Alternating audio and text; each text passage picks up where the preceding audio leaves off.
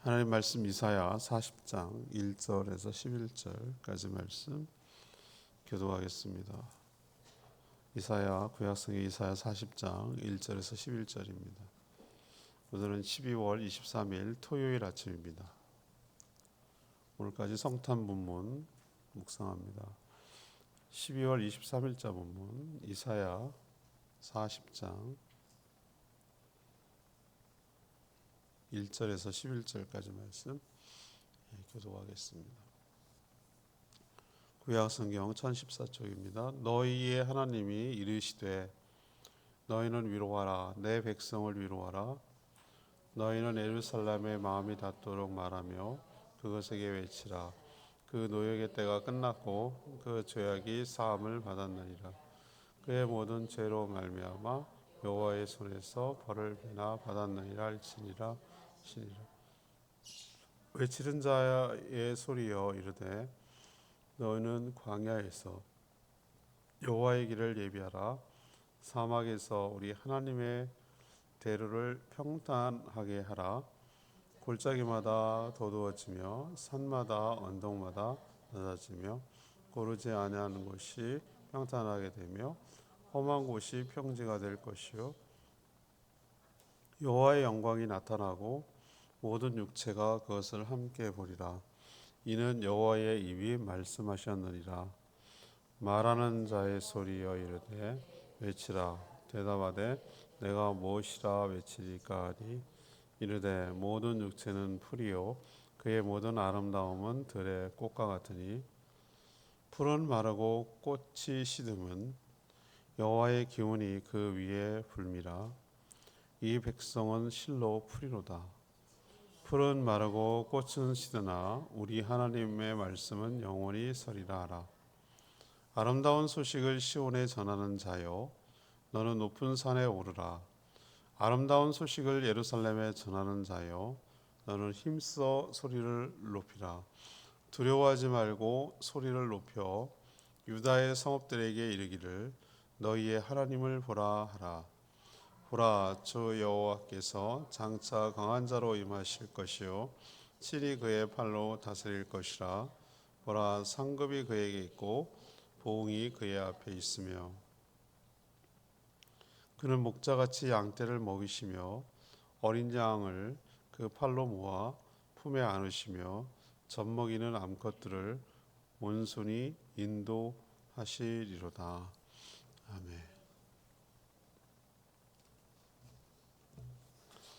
하나님은 자신의 백성들에게 마음에 닿도록 위로하라고 명하십니다. 이제 노역의 때가 끝났다고 하십니다.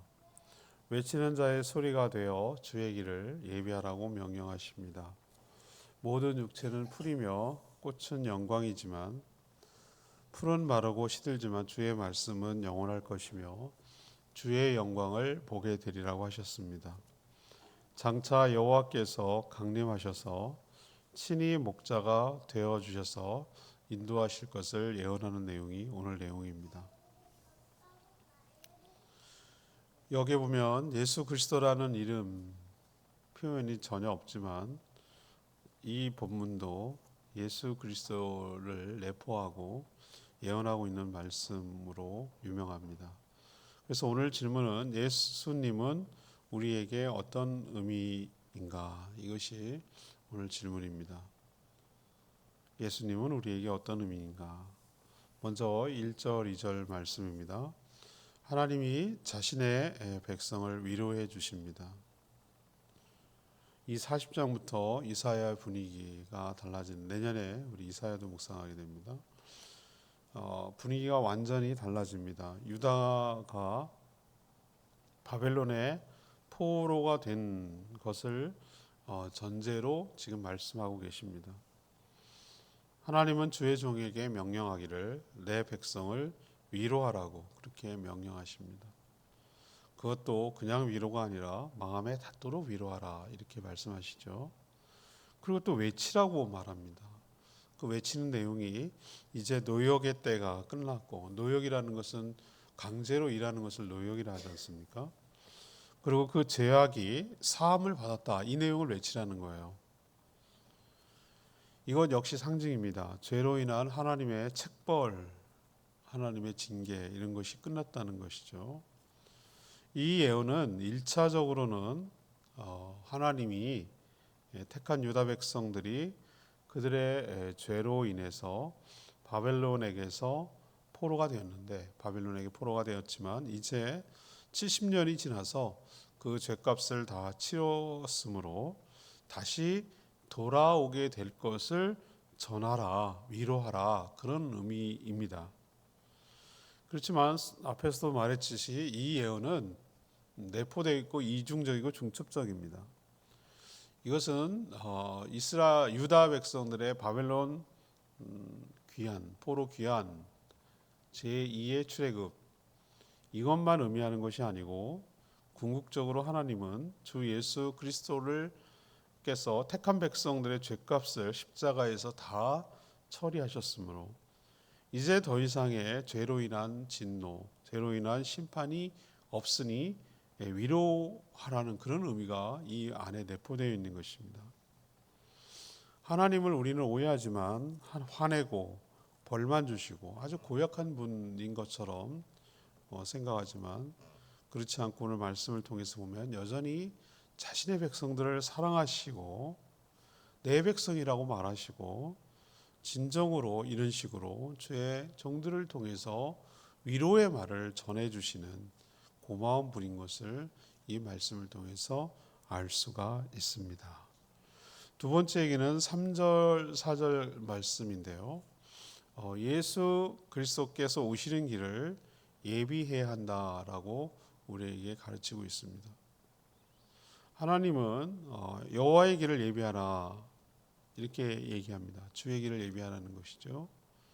이 구절은 바로 예수님이 오시기 전에 태어나서 6개월 전에 태어나서 사촌이기도 하고 친척이기도 한데, 그 사역한 사가랴 집안의 세례 요한에게 적용이 되었습니다. 그리고 성취된 말씀이기도 합니다. 자신이 스스로 주의 길을 예비하는 자라고 하셨습니다. 이것이 예언이 성취된 것을 그가 스스로 증언한 것이죠. 세례 요한은 주님이 오시기 전에 태어나서 주님 오실 길을 준비한 마지막 선지자였습니다. 그는 광야에 외치는 소리였습니다. 오늘 광야에서 외치라고 하잖아요. 죄에 시달린 백성에게 회개의 상징인 물세례를 베풀었고, 주님이 오셨음을, 저분이 메시아임을 소개하고 인도한 인물이 바로 세례 요한이고, 그 말씀이 어디에 있는가? 오늘 이 이사야가 예언한 이 40장의 예언의 근거에서 그렇게 한 것임을 알 수가 있습니다. 세례 요한의 사역도 쉽지는 않았습니다. 마치 광야, 사막에서 길을 내는 일처럼 쉽지 않고 힘든 일이었죠.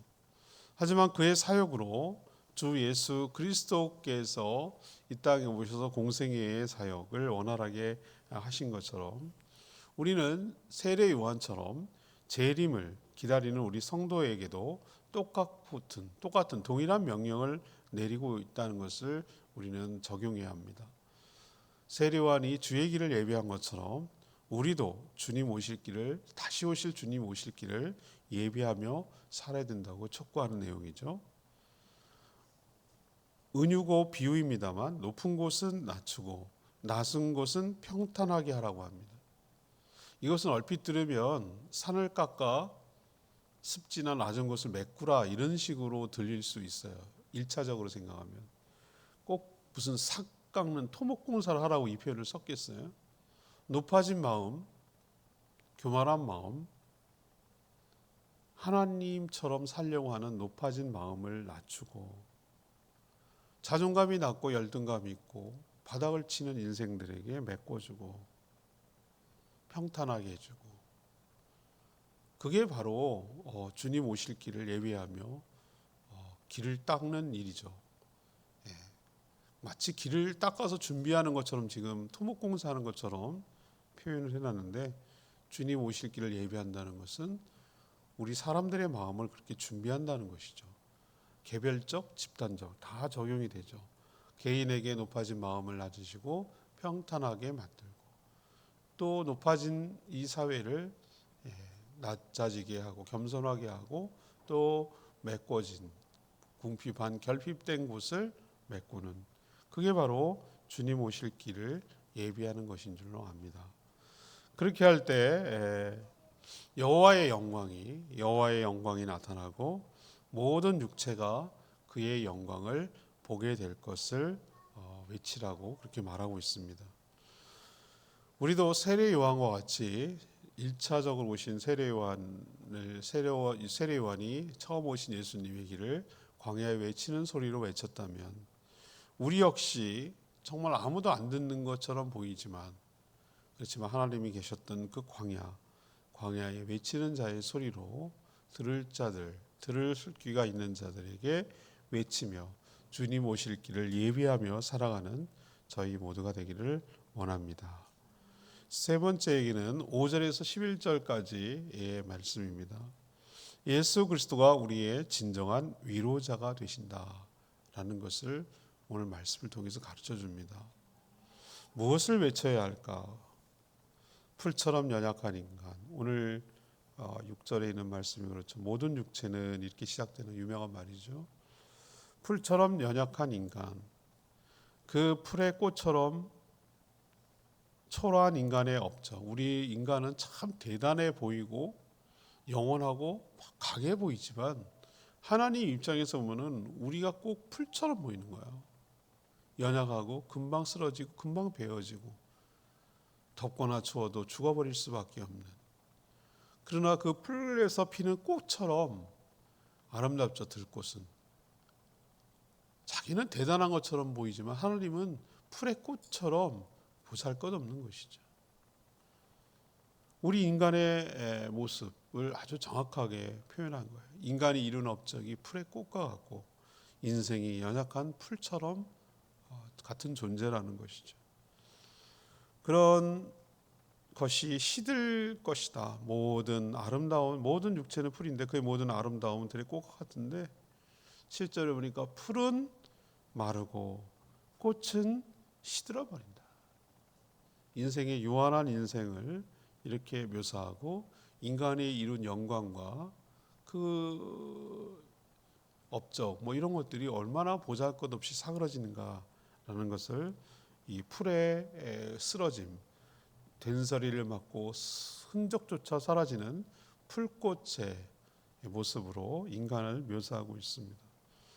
하지만 풀은 그렇지만 그의 꽃도 그렇지만 하나님의 말씀만큼은 영원할 것이라고 전하라는 거예요.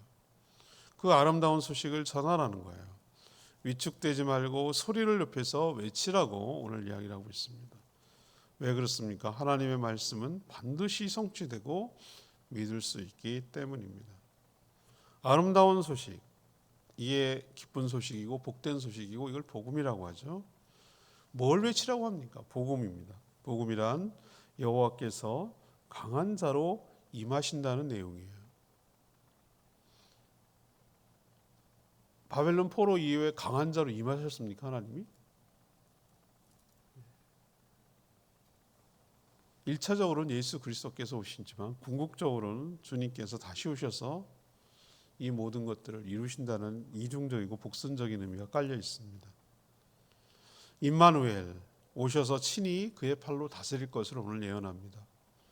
그분은 공의와 사랑으로 상급도 주시고 보응도 내리신다. 오늘 10절에 그런 표현이 있잖아요. 상급도 내리시고 보응도 내리신다. 저는 요즘 다음 주에 우리 요한계시록 마무리를 하고 있는데 이 내용이 나오는 거 보고 깜짝 놀랐어요. 똑같아요.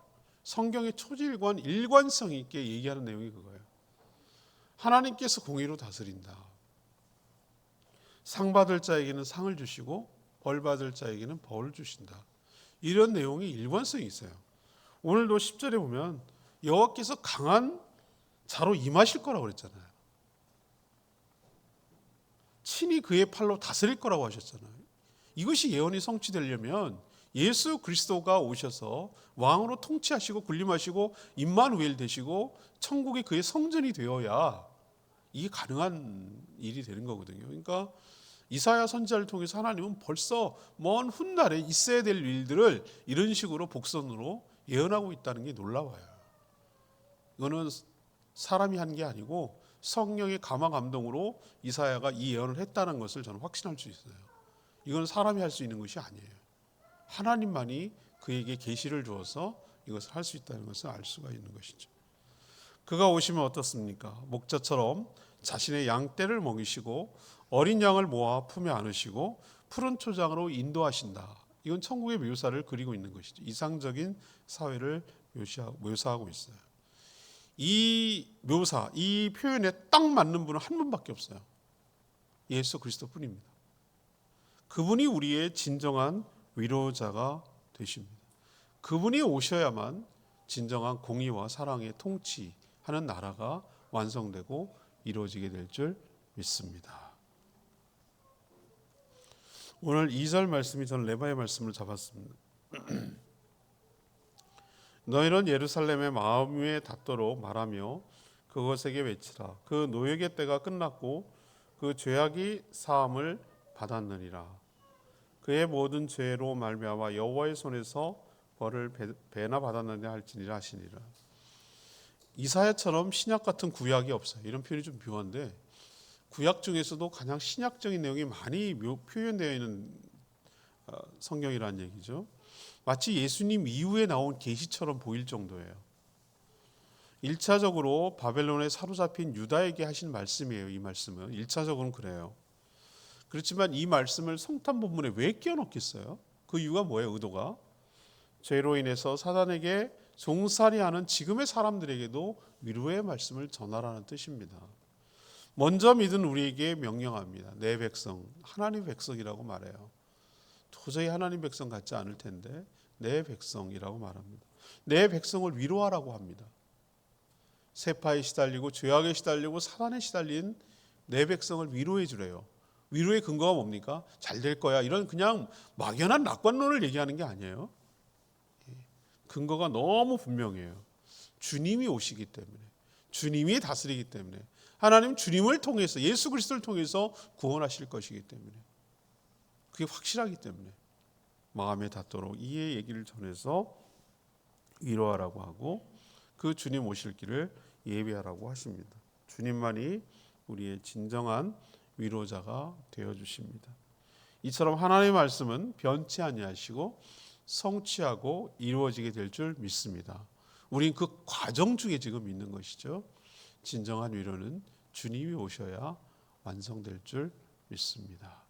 오늘까지 성탄 본문 묵상하고 성탄절 이후에 요한계시록 마무리하겠습니다. 오늘 부를 찬송은 찬양집은 348장 부르고 기도하겠습니다.